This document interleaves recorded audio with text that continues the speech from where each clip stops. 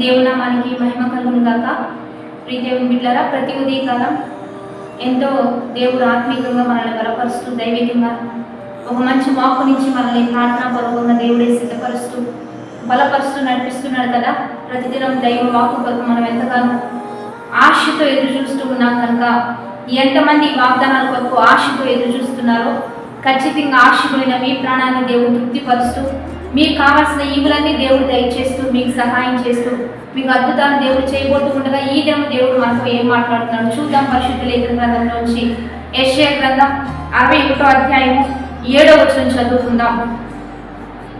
మీ అవమానములకు ప్రతిగా రెట్టింపు ఘనతలు పొందుదురు, నిందకు ప్రతిగా తాము పొందిన భాగమును అనుభవించి వారు సంతోషింతురు.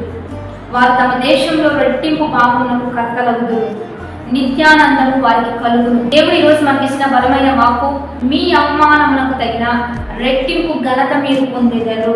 ఈరోజు క్రైస్తవులుగా, దేవుని బిడ్డలుగా నిందలు, బాధలు, వ్యతిరేకతలు, శ్రమలు, శోధనలు ఎదుర్కొంటున్నారా? మీరు ధన్యులు. దేవుడు మిమ్మల్ని హెచ్చించబోతున్నాడు, మిమ్మల్ని గొప్ప చేయబోతున్నాడు. ఆ శ్రమల్లో, నిందల్లో, అవమానాల్లో మీరు నిలిచినట్లయితే మీ అవమానములకు తగిన రెట్టింపు ఘనత దేవుడు మీకు ఇవ్వబోతున్నాడు. నిందకు ప్రతిగా తాము పొందిన భాగమును అనుభవించేదారు. మీరు ఎంత నిందలు పడుతున్నారో, ఏ విషయాల్లో నిందపడుతున్నారో, ఎక్కడ ఓడిపోయారో, ఎక్కడ అవమానం పొందారో అక్కడే రెట్టింపు భాగములకు మిమ్మల్ని కర్తలుగా దేవుడు చేయబోతున్నారని వాగ్దానం చేస్తున్నాడు. రెట్టింపు భాగం మీరు అనుభవించే విధంగా, మీరు నిత్యానందంతో సంతోషించే విధంగా దేవుడు మీ పట్ల గొప్ప కార్యం చేయబోతున్నాడు.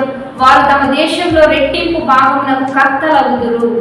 వారు తమ దేశంలో రెట్టింపు భాగమునకు కర్తలుగా దేవుడు మిమ్మల్ని చేయబోతున్నాడు.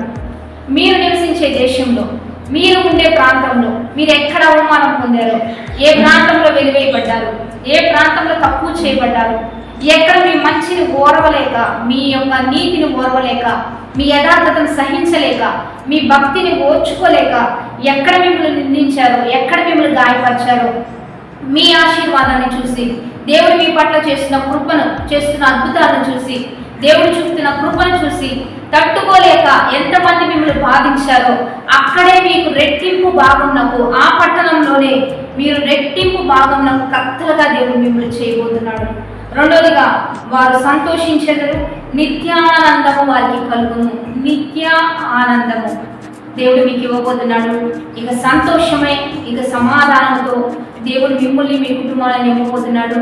ఇక దినమెల్లా ఉత్సహించి సంతోషించే గొప్ప భాగ్యాన్ని మీకును, మీ కుటుంబానికి ఇచ్చి దేవుడు లేవనెత్తబోతున్నాడు. కనుక నింద ఘనత కొరకే, అవమానం ఆశీర్వాదం కొరకే, తృణీకరణ హెచ్చింపు కొరకే, ప్రతి విషయంలో నమ్మకంగా ఉందాం, యథార్థంగా ఉందాం.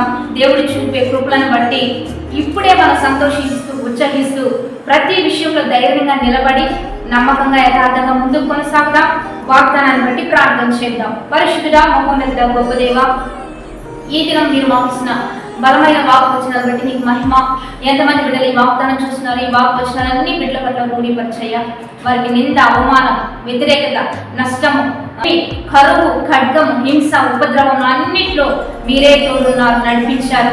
ఇక వారికి ఘనత ఇవ్వండి. నిత్యానందంతో, సంతోషంతో పాలిభాగస్సులు ఉన్నట్లుగా ఆ పట్టణంలోనే, ఆ ప్రాంతంలోనే రెట్టింపు ఆస్తికి కర్తలుగా వారిని ఆశీర్వదిస్తూ, వారి తలల మీద సంతోషం ఉండినట్లుగా, నిత్య సంతోషం ఉండినట్లుగా ఒక్కొక్కరిని ఆశీర్వదించండి. ఈరోజు బర్త్డేస్, మ్యారేజ్ డేస్ జరుపుతున్న వారికి దీవెనలు, శుభములు ప్రకటిస్తూ నీ ఘనమైన నామానికి మహిమ తెచ్చుకొని వారి ప్రయాణాల్లో రాకపోకలేని యెహోవా మీరు తోడుగా ఉండి ఎటువంటి అపాయం, ఆపద లేకుండా ఒక ధైర్యాన్ని, ఒక ప్రోత్సాహాన్ని ఇస్తూ నీ నామానికి మహిమ తెచ్చుకోమని యేసునామం పేరు అడిగి వేడుకొని ప్రార్థిస్తూ నామ గొప్ప తండ్రి, ఆమేన్. మంచిగా లైక్, షేర్, కామెంట్ చేసి దైవికంగా సిద్ధపడదాం.